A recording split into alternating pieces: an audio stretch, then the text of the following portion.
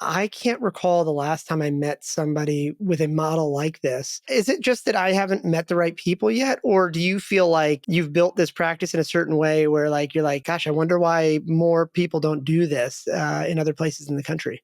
It's probably more to do with the fact that most physicians have already had their practices from the ground up with physical therapy. So, look at the bigger corporations like Emerge Ortho always has PT there. With some of the bigger ortho practices here, Raleigh Ortho has their own PTs. And I think it's unique to this area because it's really hard for independent practitioners and ortho to come in and just make a name because it's just so saturated. I mean, everyone wants to be here. There's three big hospital systems, and there's what, five, six PT schools that all feed right into Raleigh. So it was just an interesting opportunity. I never Yeah. even thought of it like that. Honestly, it was just like, oh, Yeah. this is fun. Yeah. So you kind of mentioned that you do see some direct access, but like, and again, you can take a pass on this if you don't want to talk about this, but so like if I was a fly on the wall there at the clinic with you, do you guys spend time thinking about like marketing, or because again, you have like sort of, you have it's like the referral sources are financially incentivized to help. So it's almost like in a perfect world, it's almost like you don't have to do anything there.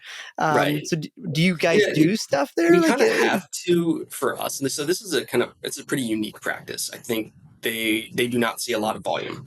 So as far as orthodox go, they can go really, really heavy on their volume. But this is very much almost concierge type. What's something I didn't know coming in is that they pull from the area a whole lot. So all around, people travel hours and hours and hours to come see these docs sometimes. And so right off the bat, 20-30% won't even be able to come to us. So right off the bat there, and then we came in and they were really well established with other PT practices because they've been around. It was one of the oldest practices in Raleigh. So they were already well established relationships with some of the other practices. So I had to be diligent and making sure that obviously they're sending to us, being wary of Stark laws. Obviously, we don't want to make sure we're giving people options. You don't want to do anything like that. And then just kind of working around to primary cares. We also have three other physician practices in the building, which I made a point to immediately go out to and introduce myself to.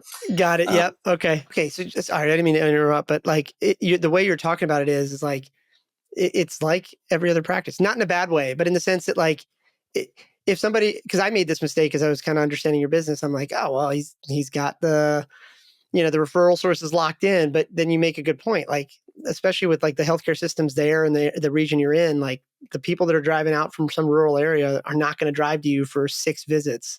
So yeah, in many ways, you have the same sort of marketing um, need for new patients and stuff like that than any other practice does. So that's actually neat. That's super cool. we've gone out and Um, I just go to local places and I'm like, I'm a tennis specialist, so I want to go talk to people at Raleigh Tennis Association. Whitney is one of my PTs as well. She works with soccer players. She's a former college soccer player, and sometimes we'll just go out and I'll just go out and talk to people and try to set up some lunches, try to stay under budget and things like that.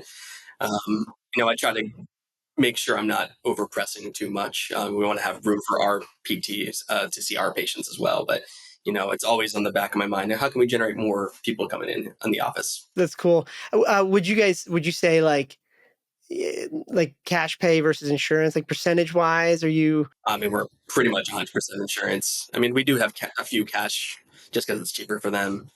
Don't have a lot of cash business, especially trying to keep our model kind of keeping things low and slow. Thought about different cash options for people, but haven't quite broached that yet. If you'd like to learn more about Strata PT and see how our EMR and RCM works, head over to stratapt.com to book a demo.